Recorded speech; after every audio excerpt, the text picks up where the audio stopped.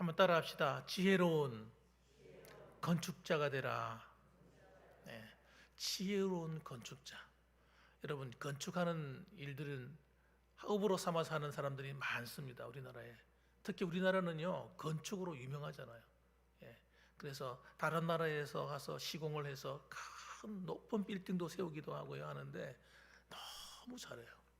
우리나라는 정말 참 일을 잘합니다. 그런데 이 건축하는 이 일들이 굉장히 중요한 거예요. 건축할 때 정말 제일 중요한 게 뭡니까? 겉모습이 아니잖아요. 겉모습을 화려하게 막 인테리어를 하고 실내에 아주 인테리어를 잘해가지고 비싼 자재로 막 하고 이것도 굉장히 중요하지만 그건 나중에 일어날 일들이고 진짜 중요한 게 있잖아요. 그게 뭡니까? 기초를 바르게 하는 겁니다.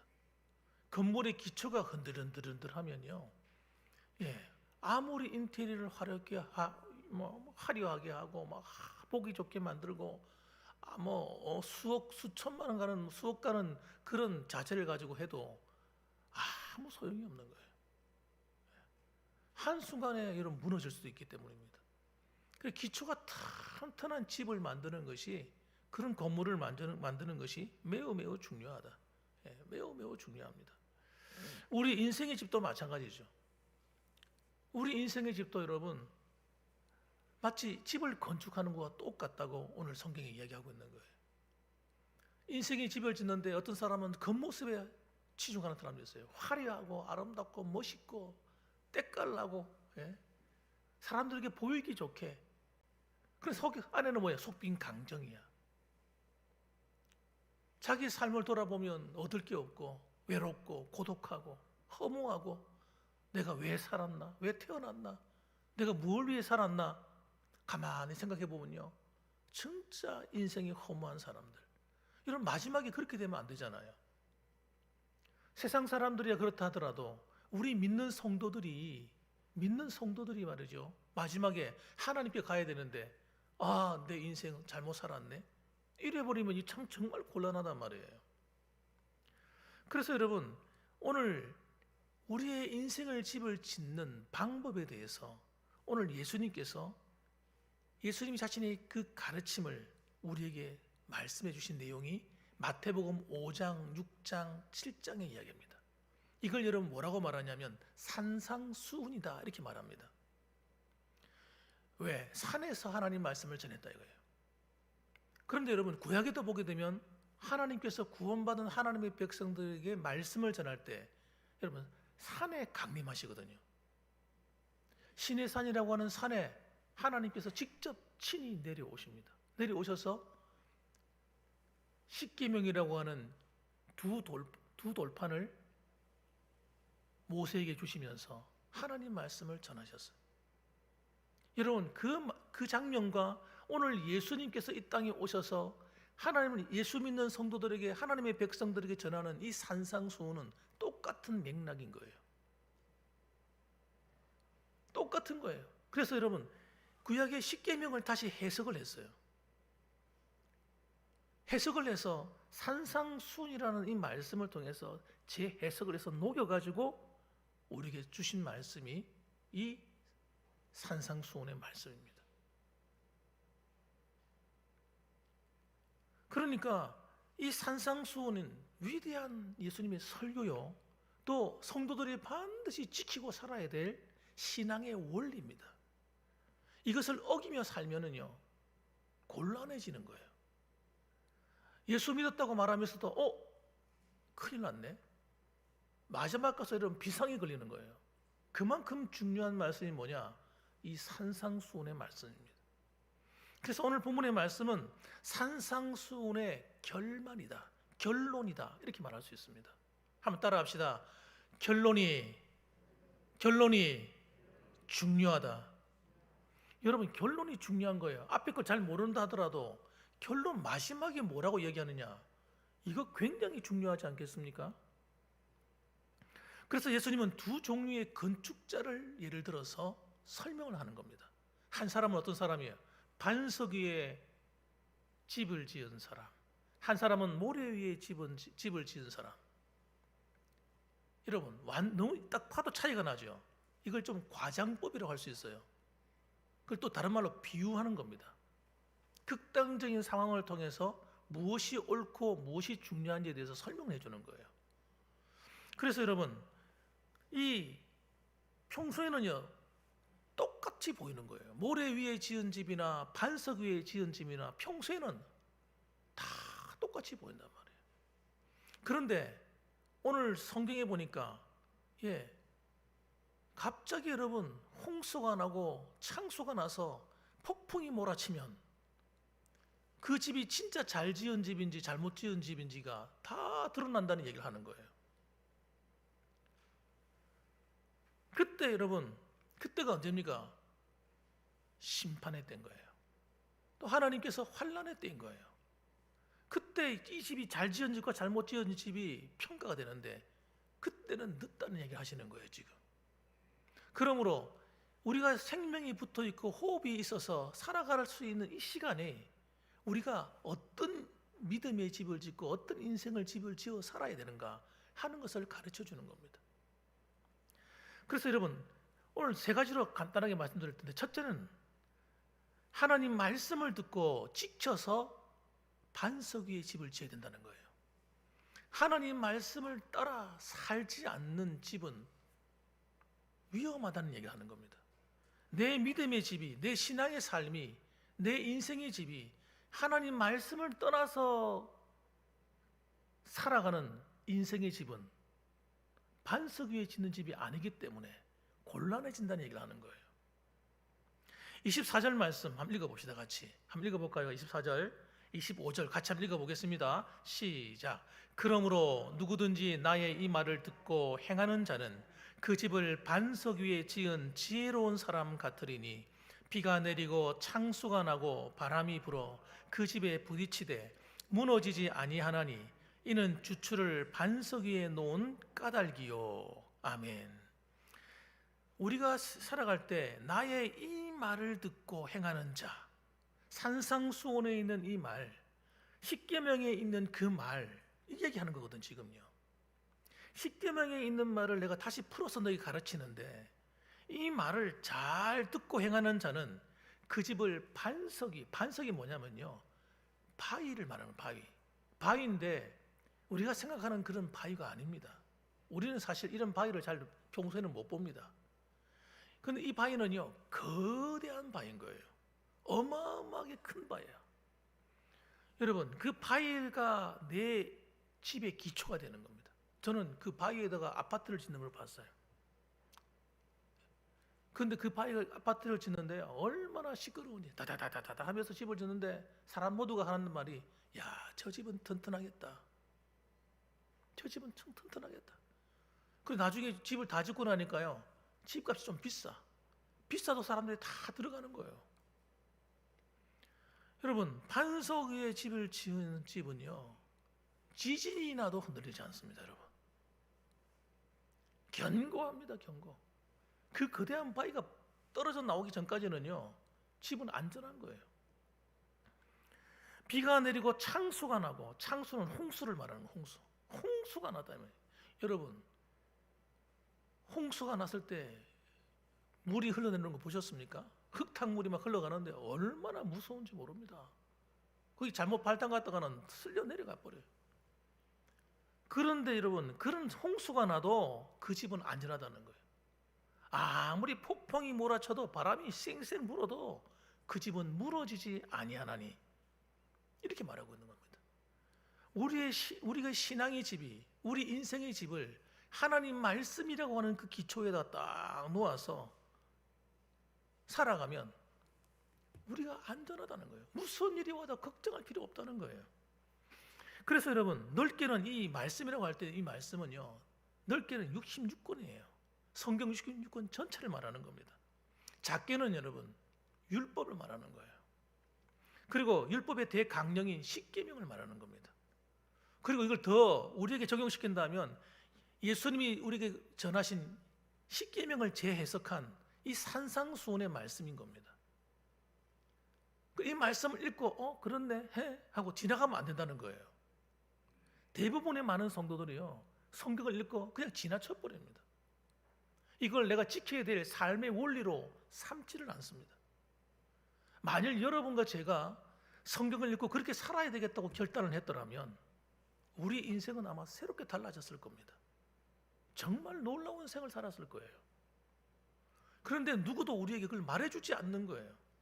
야, 너희들이 젊은 시절 지날 때에 그냥 살지 말고 성경에 기록된 대로 한 말씀을 한번 살아봐라.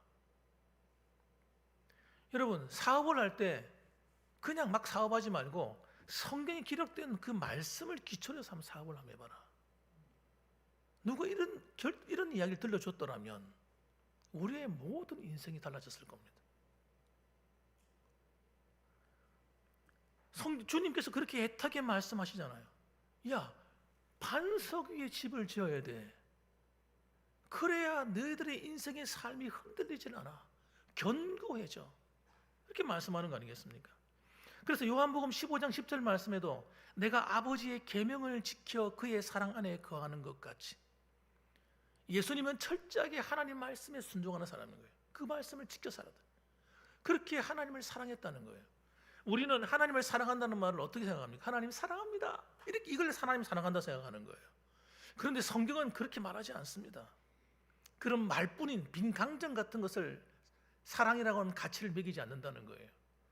하나님의 사랑법은요, 하나님 말씀을 들어서 순종하는 자를 나를 사랑한다고 여기시는 거예요.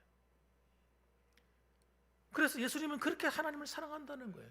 그래서 자신의 그 독생자의 외아들로서 하나님으로서 그 지위를 버려버리고 아버지가 말씀하니까 아버지만에 순종해서 이 땅에 오셨다는 거예요. 그래서 비참하게 그 십자가를 지고 가셨다는 거예요. 죽기까지 순종하는 거예요, 여러분. 그게 하나님의 사랑의 원리입니다, 여러분. 하나님을 사랑하는 방법이에요. 그래서 우리에게 이렇게 말씀했어요. 너희도 내 계명을 지키면 내 사랑 안에 거하리라. 그러니까 예수님을 사랑하는 것도 뭐예요? 주님이 말씀하신 이 산상수훈의 말씀을 지켜 살아야 된다는 얘기하는 거예요. 그것이 주님을 사랑하는 법이라는 겁니다. 우리가 만일에 죄송하지만 혹시 우리가 하나님 말씀을 지키며 살아야 되겠다고 하는 그런 의도나 생각이 없이 막 살았다면 여러분이 아무리 하나님께 아름다운 것으로 드린다 했다 할지라도 하나님은 내가 사랑받는다, 내가 존중받는다, 그런 느낌을 받지 못한다는 거예요. 그러니까 마치 이런 겁니다. 우리 부모님이 계신데 부모님들 밑에 아이들이 다 있잖아요. 자식들이 있는데 아버지가 야, 너 이렇게 했으면 좋겠다, 이렇게 얘기하는데 아버지 말을 듣지도 않는 거예요. 아이들이 아버지 말을 무시하는 겁니다. 그리고 옷도 사다 주고 밥도 뭐 사다 주고 용돈도 주고 다 하는 거예요. 아버지가 기쁘겠냐 이거예요. 여러분, 여러분의 자식들이 여러분을 향해서 아버지 말을 무시하면요, 얼마나 자존심 상합니까? 얼마나 기분 나빠요. 나중에 포기하잖아요. 에이, 모르겠다, 네 마음대로 살아라. 여러분, 그거는 부모를 사랑하는 것이 아니거든요. 여러분, 하나님도 똑같다고 여기시는 거예요. 야, 너희들 내 말을 무시하네? 너희들이 이렇게 살아야 된다고, 이렇게 살아야 너희들이 인생이 실패하는 인생이 되지 않는다고 그렇게 가르쳐주고 내가 내 사랑을 너희에게 말해주어도 너희들은 내 사랑법을 무시하는구나. 너무너무 안타까운 이야기를 좀 하시는 거예요, 여러분. 그래서 많은 성도들이요, 하나님 말씀을 읽기도 하고 암송도 하고 다 하나요. 열심히 있는 사람들은요, 필사도 하는 필사, 성경을 필사도 해. 그런데 하나님 말씀대로 살지는 않는 거예요. 이 기가 막힌 이야기입니다. 기가 막힌 이야기. 교회 와서 봉사도 하고 예배도 드리고 다 하는데 하나님 말씀에는 결정적으로 순종하지 않는 거예요. 그 증거가 뭐냐고요? 그 증거는 내가 안 바뀌는 겁니다. 내 삶이 안 바뀌는 거예요. 내 인격이 바뀌지 않는 거예요. 내 고집이 안 바뀌고요, 내 마음대로 사는 거예요, 끝까지. 이건 하나님을 사랑하는 게 아닙니다, 여러분. 팔레스타인 이 지역은요, 건기에는 땅이 딱딱해 보입니다만 우기가 되면요 비가 오기 시작하는데 진흙탕으로 변하는 곳이 다반사입니다, 여러분. 그리고 평소에는 물이 쫄쫄쫄 내는 또랑 같은데 비가 오기 시작하면요, 그 내가 흘러 넘칩니다. 그렇기 때문에 여러분, 지혜로운 사람은요, 항상 나중을 생각하는 거예요. 나중에 내가 하나님 만날 생각하는 거예요. 하나님이 나를 어떻게 해야 내가 하나님 날 축복하실까를 생각하는 거예요. 하나님 아버지 복을 주세요, 축복해 주세요, 이렇게 해서 복이 오는 것도 있지만, 그런 복은요 억지복이에요. 억지복. 하나님이 마지못해서 하나님 들어주시는 거예요. 여러분, 마지못해서 들어주는 것과 하나님이 기뻐가지고 우리를 복 주시는 거는요, 차원이 다른 겁니다. 차원이 다른 거예요. 우리가 어렵고 힘들고 곤란할 때 하나님은요 알아서 도와주시도록 되어 있어요. 계약이 하나님과 우리의 계약이요, 원래 그렇게 계약이 되어 있단 말이에요. 여러분이 기도를 다 하지 않아도 하나님, 우리의 원수가 나타나면요, 하나님 원수를 쳐서 7개로 도망치게 만들어 버리고요, 여러분의 자녀들은요 머리가 될지언정 꼬리가 되지 않게 하고요, 여러분은 산에 가도 복을 받고 들에 가도 복을 받고 떡반죽거리도 복을 받고, 여러분이 소유하고 있는 자녀든 짐승이든 모든 재산이든 복을 받도록 만들어 놨단 말이에요. 자동적으로 되어 있는 거예요. 대동적으로 복이요 그냥 오도록 되어 있는 겁니다. 왜? 우리가 하나님의 소유이기 때문에 그런 겁니다. 하나님의 자녀이기 때문에 그런 겁니다. 하나님의 백성이기 때문에 하나님이 책임지도록 되어 있는 거예요. 그런데 그 조건이 뭔지 아십니까? 조건이 하나님 말씀을 청종하는 겁니다. 하나님 말씀을 청종하는 거예요. 들을 청자, 순종할 종자예요. 하나님 말씀을 잘 듣고 그대로 살아가겠다고 결단해 가는 거예요. 이스라엘의 실패는요 여기 있는 겁니다. 하나님과의 언약을 어겨버린 거예요. 우리는 다르다고 생각하십니까? 예수 믿으니까 우리는 예수만 믿으면 다 된다고 생각하십니까? 과연 그렇게 되셨습니까, 여러분? 그건 복음이 아닙니다, 여러분. 그렇게 믿었다면 그 복음 아니에요. 가짜예요, 가짜. 구원파 같은, 이단 같은 복음인 거예요, 여러분. 진짜 복음은 뭐냐? 예수님께서 왜 이 땅에 오셨는지를 분명히 아는 거예요. 왜 오셨냐고, 예수님께서. 우리의 죄 때문에 온 거예요. 우리 인생이 여러분 저주를 받았어요. 여러분, 인생들이 하나님 말씀에 불순종하고 죄짓고 방탕하게 살다가 하나님의 심판을 피할 수 없게 된 겁니다. 하나님 말씀에 불순종해서 여러분 죄짓고 살다가 마지막에 지옥 가게 된 거예요. 이 땅 살아가면서도 하나님의 저주가 따라다니는 거예요. 여러분, 돈 많이 번다고 성공이 아닙니다, 여러분. 돈이 많다고 행복한 게 아니라고요.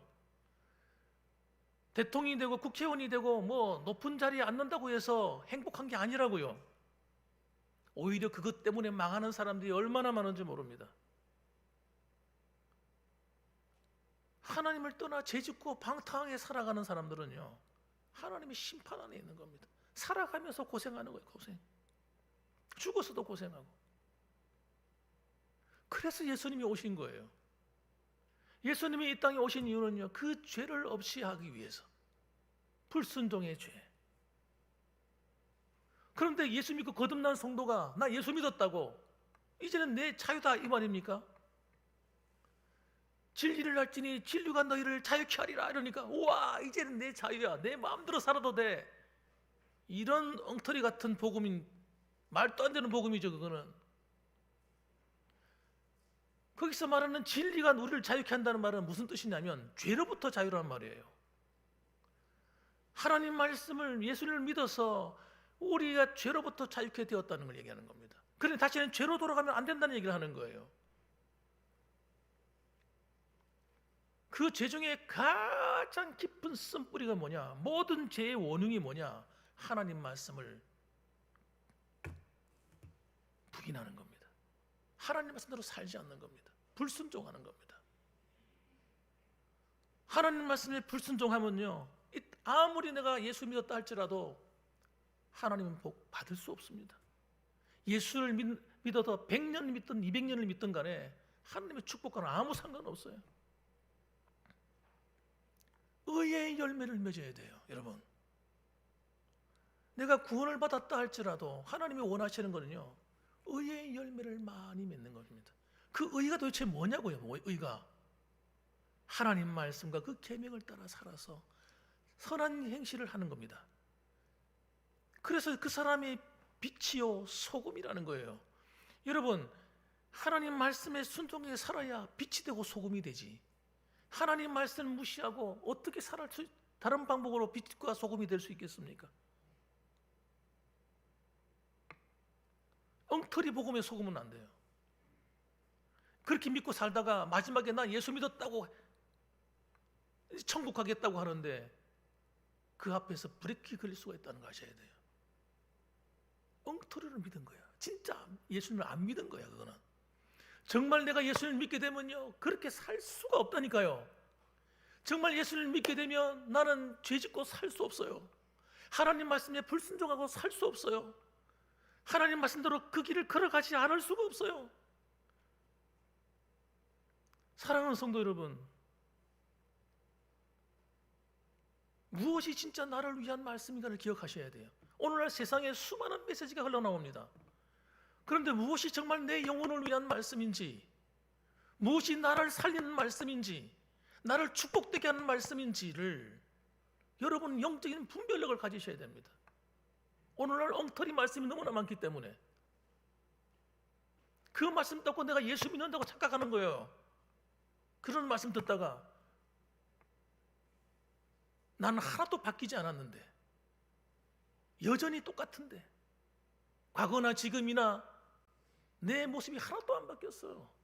그게 무슨 예수 믿는 거냐고요. 거짓말하고 사는 거지. 사랑하는 성도 여러분, 우리의 믿음은 감정이 아닙니다. 감정. 예? 지식도 아니에요, 여러분. 우리 믿음의 영역은요, 지식이나 감정이 은혜 받았다, 은혜 받았다. 뭐가 은혜냐 도대체? 내 길을 즐겁게 하는 게 은혜가 아닙니다, 여러분. 나를 깨트리는 게 은혜예요. 주님의 십자가를 붙드는 게 은혜죠. 그럼 주님의 십자가를 붙드는 게 도대체 뭐냐고요? 회개죠, 회개. 회개 없는 십자가는 아무 의미가 없는 거예요, 여러분. 예수님이 그 피를 왜 흘리셨냐고요? 내 죄를 씻기 위해 흘리셨단 말이에요. 사랑하는 성도 여러분, 우리가 하나님 말씀을 듣고 그 말씀대로 살겠다는 결단은 여러분, 우리 의지가 하는 겁니다. 의지가. 감정이 하는 게 아니에요. 감정은 그때 벌떡 감정은 가질 수 있지만 지속이 되질 않습니다. 우리의 인격은요, 감정만 있는 게 아니에요. 지정의가 있는 거예요. 지정의. 바르게 알고 감정으로 느끼고 실천하는 거예요. 행동하는 거예요. 신앙은 여러분 이 세 가지가 함께 가야 되는 거예요. 내가 감동을 받았습니까? 그게 전부 다가 아닙니다. 내가 깨달았습니까? 전부 다가 아닙니다. 그게 전부 다가 아니라고요. 의지를 가지고 행하는 겁니다. 바람이 부나 비가 오나 눈이 오나 그 믿음의 길로 가는 거예요. 이런 사람은요, 누가 와서 찔러도 흔들리지 않는 거예요. 이런 의지가 분명한 사람은요, 누가 시험을 준다? 그런데 유치하게 안 흔들립니다. 네? 감정 상해서 기분 나빠서 안 흔들리는 겁니다. 내 감정을 아무리 찔러봐라, 내가 흔들리는가? 여러분, 엉터리 지체를 가지고 막 쏟아부어도 안 흔들립니다. 왜? 내가 믿음으로 사는 이 삶이 있잖아요. 그런 사람들을 많이 힘들죠. 반석에 집을 지으면 얼마나 힘들지 몰라. 비용도 많이 들고요. 정말 힘듭니다. 그런데 그게 진짜란 말이에요. 우리 믿음의 집은요, 그렇게 짓는 겁니다. 힘들어도, 고통스러워도, 아무도 찾지 않아도, 외로워도, 고독해도 나는 하나님 말씀을 지켜 살리라. 그러니까 하나님이 그 사람을 그냥 두겠냐고요. 여러분 생각해 보세요. 여러분이 하나님이라면 그렇게 힘들어도 나는 말씀대로 살겠다고 결단하고 걸어가는데 그냥 놔두겠어요? 하나님이 책임지죠. 기적이 일어날 수밖에 없어요. 여러분, 우리의 믿음이 그런 믿음이 되셔야 돼요. 기적을 일으키는 믿음. 성경에서 믿음 하니까 마음으로 믿습니다 이러면 믿음이 되는 줄 아나? 우리가 그렇게 많이 배웠으니까 그런 거예요. 똑바로 안 배워가지고 믿음이 뭔지 아직도 몰라요. 예수를 믿는단 말이 무슨 뜻인지도 몰라. 어린 나이일 때는 여러분, 예수님을 내게 영접해서 믿습니다 하고 마음에 감동이 오면 이게 어린아이 믿음이에요. 잘 아셔야 돼요. 진짜 성숙한 믿음은요, 점점 그 믿음에서 한 단계 자꾸 올라서서 내 의지가 함께 가서 흔들리지 않는 믿음이 되는 거예요. 그 믿음 위에서 그러니까 그 길이 쉽지 않은 거예요, 여러분. 그 길이 가는 것이 신앙의 성숙에 이르고 하나님의 축복을 받는다는 말이 쉽지 않은 길인 거예요. 우리는 기도만 하면 막 하나님이 놀라운 일이 벌어질 줄 알아요. 여러분, 진짜 믿음의 기도가 가지 않으면 놀라운 일이 잘 일어나지는 않습니다. 다 속는 겁니다, 여러분. 그래서 여러분, 머리로만 아는 모래로 지은 집은 정말 위험하다 하는 거예요. 우리 두 번째 알아야 될 거 그거예요. 따라합시다. 머리로만 아는 지식은 위험하다. 사람들은요, 성경을 많이 알면 내가 대단한 사람인 줄 압니다. 목회자들 가운데도 그런 사람들이 있어요. 성도들 가운데는 말할 것도 없습니다. 내가 많이 배웠어. 심지어 어떤 분은 신학교 다녔던 분들이 계세요. 내가 신학교 다녔어, 내가 옛날에. 그러면 자기가 대단한 줄 알아요. 우와, 앉아가지고 발짝 끼고 오늘 목사님 설교 잘하는가 못하는 거 들어보자. 그런 사람도 있습니다. 그 은혜 하나도 못 받죠, 그런 사람들은. 아직 신앙이 뭔지도 모르는 사람이에요. 그게 아니라 네가 도대체 어떻게 사는가 보자 이거예요. 진짜 네 믿음만 보자는 거예요. 진짜 믿음은요, 네가 얼마큼 바뀌었냐 보자 이거예요. 네 생각이 얼마나 바뀌었으며, 네가 바라보는 눈빛이 얼마나 바뀌었으며, 말하는 것이 얼마나 바뀌었으며, 행동하는 것이 얼마나 바뀌었냐 이거예요. 안 바뀌었잖아요. 그게 뭐 믿음이 있는 겁니까, 여러분? 오늘 우리는 여러분 진짜 믿음이 있는가 없는가를 그렇게 보셔야 되는 겁니다. 저 사람이 믿음이 얼마나 훌륭한 분일까? 여러분 보면 다 알잖아요. 설명이 필요합니까? 그렇지 않습니까, 여러분? 여러분 나름대로 다 판단하시잖아요. 그런데 정작 나를 향해서 바라볼 때 난 어떻게 봅니까? 다른 사람을 바라볼 때는 저 사람 야 훌륭한데? 저 사람 형편없는걸? 이러면서 자기를 평가할 때는요 얼마나 너그러운지, 야 나는 다 나 같은 사람이 어디 있어? 나같이 열심히 믿고 열심히 기도하고 열심히 봉사하고 열심히 교회 다니고 이렇게 평가하는 사람들이요 한두 사람이 아니에요. 그래서 안 바뀌는 거예요. 그 믿음의 잣대가 나한테 있지 않기 때문에. 그래서 26절 보십시오. 같이 한번 읽어보겠습니다. 26절 시작. 나의 이 말을 듣고 행하지 아니하는 자는 그 집을 모래 위에 지은 어리석은 사람 같으리니 비가 내리고 창수가 나고 바람이 불어 그 집에 부딪힘에 무너져 그 무너짐이 심하니라. 이 말을 듣고 주님이 말씀하신 이 가르침의 말을 듣고 행하지 않는 사람은 그 집을 마치 모래 위에 지은 집과 같다. 여러분 우리 아이들하고 가서 바닷가에 가면 모래에 집을 짓거든요. 모래집을 막 지어요. 막 만들어서 막 그 동굴도 만들고. 그 어떻게 됩니까? 파도가 와서 싹 덮여버리면요 순식간에 그냥 쓸어 내려가 버려요. 사라지고 없어요. 그 이야기를 하는 거예요, 여러분. 허무하다, 허무해. 여러분, 하나님 말씀에 기초하지 않은 우리의 인생의 삶, 그 말씀을 따라 나를 바꾸어 나가지 않는 인생의 삶은 마지막에 이와 똑같다는 거예요. 허무해요, 허무해. 주님 만나면요, 할 말이 없어요. 유구무원이에요. 하나님의 책망을 절대 피할 수 없어요.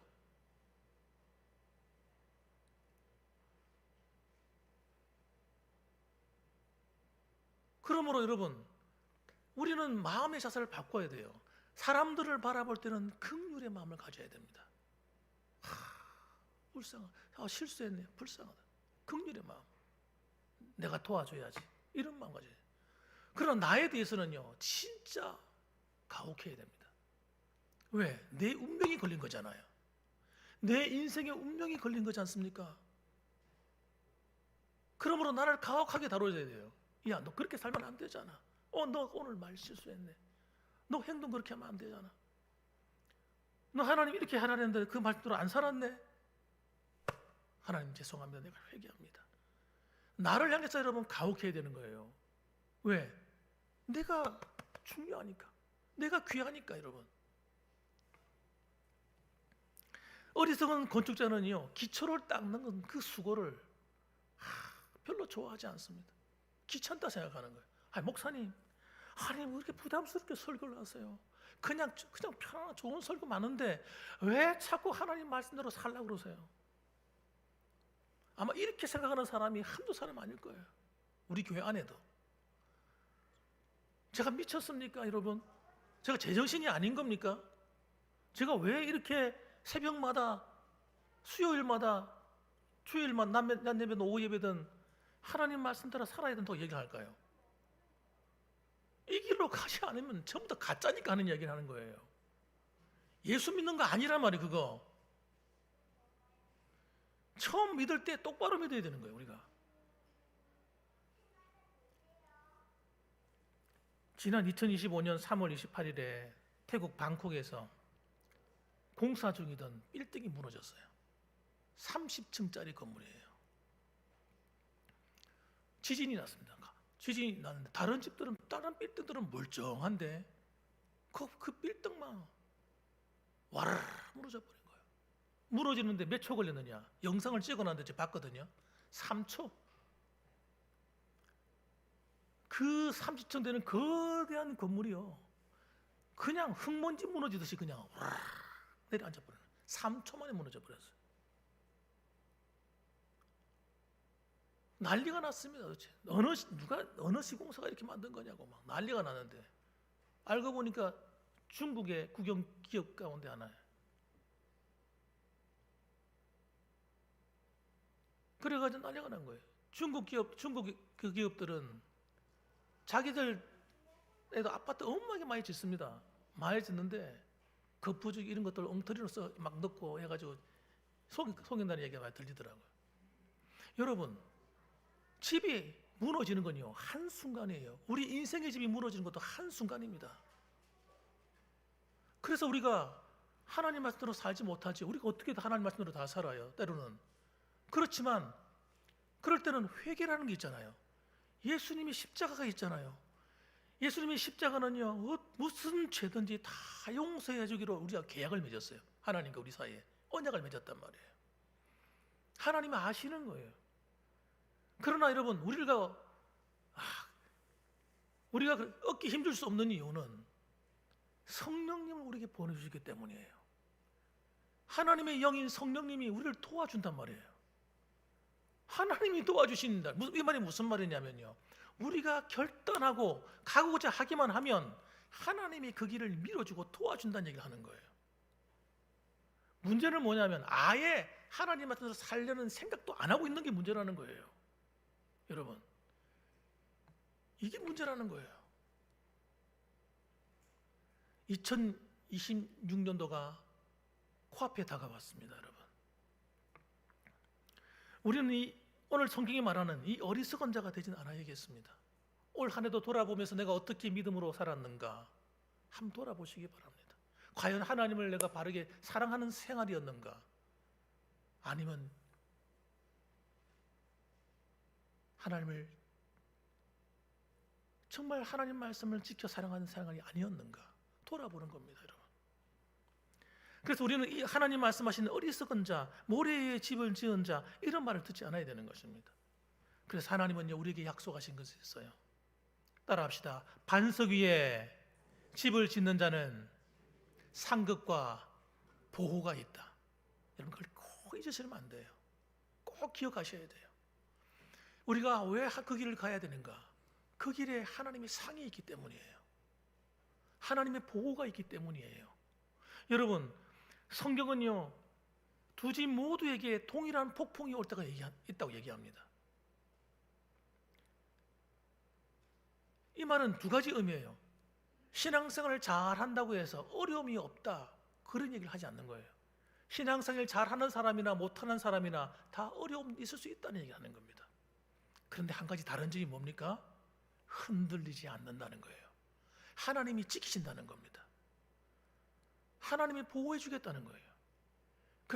그러나 모래 위에 짓는 집은요 하나님의 보호가 없어요.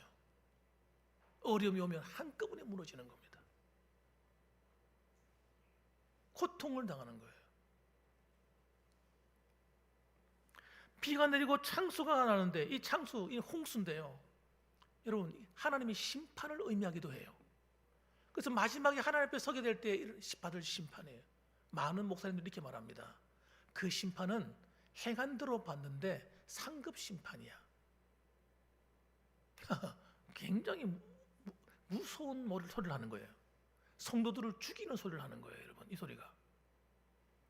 그럼 잘못한 죄는 어떻게 되는 거예요? 행한 대로 하나님 심판하신다고 요한계시록에 말씀하시는데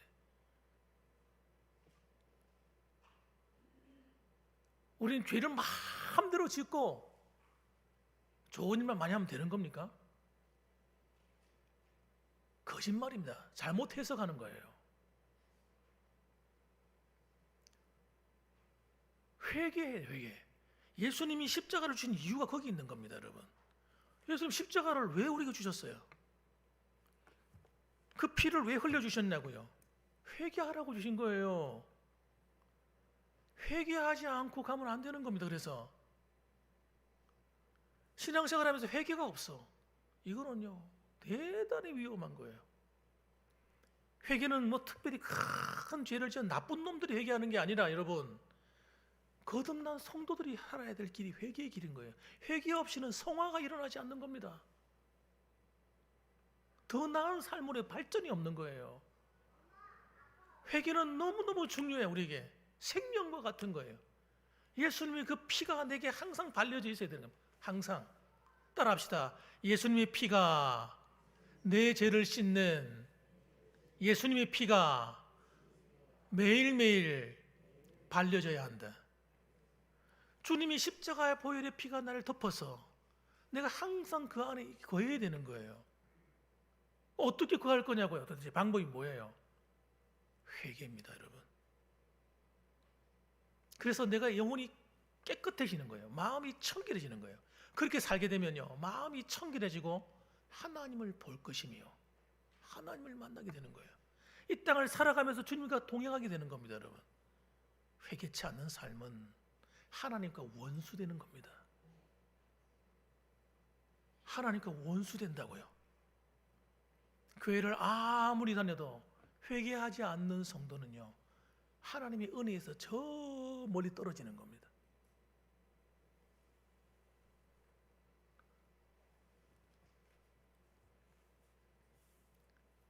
우리는 화려한 게 중요한 게 아닙니다. 이 땅에서 잘 먹고 잘 사는 것도 별로 중요하지 않습니다. 그거요 별거 아닙니다. 왜? 마지막이 되면 알아요. 다 두고 갈 거니까. 여러분 그런 아무리 이 땅에서 화려한 삶을 살고 멋있는 삶을 살잖아요. 하나님과 별 상관이 없이 산 사람은요 다 허무한 인생이 되는 겁니다. 그러나 이 땅을 살면서 보람있게 의미있게 하나님의 영광을 구하고 하나님 말씀을 따라서 선을 행하며 착한 행실을 하고 주님의 형상을 닮아서 하나님을 기쁘시게 하고 교회를 잘 섬기고 복음을 위해 살고 여러분 이렇게 살아간 삶이 때로는 어렵고 힘들어도 그거는요 영원한 하나님의 상이 되는 거예요. 여러분이 영원히 살아야 될 집을 짓는 겁니다, 여러분. 그러므로 속지 마십시오, 여러분. 그래서 여러분, 올 한 해가 지나고 다가오는 2026년도에는 저도 새 출발, 또 새 출발하는 겁니다. 우리는 매일매일 새 출발해야 돼요. 매해도 새 출발해야 돼요. 과거를 계속 끌고 가서 살아서는 안 됩니다. 좋지 않았던 과거, 나빴던 과거는요 다 버리는 겁니다. 하나님 기뻐하지 않았던 모든 것도 다 갖다 버리는 겁니다. 버리시고 저와 함께 새 출발하십시다. 늘 하던 신앙생활, 타성에서 듣던 삶들 다 버립시다. 여러분, 내가 진짜 나의 삶을 이롭게 하지 않는 것, 그런 것들 여러분 내가 안고 살 필요 없어요. 안 그렇습니까? 술, 담배 뭐 이런 거, 그리고 뭐 여러 가지 오락 이런 데 빠져가지고 우리가 살 때가 아니잖아요 지금. 그것보다 더 중요한 것에 관심을 가집시다. 그래서 오늘도 여러분 하나님과 함께 동행하는 올 한 해가 되시고 또 새롭게 맞이하는 2026년도도 주님과 함께 새 출발하는 복된 한 해가 되시기를 주님의 이름으로 축원합니다. 아멘. 기도하겠습니다.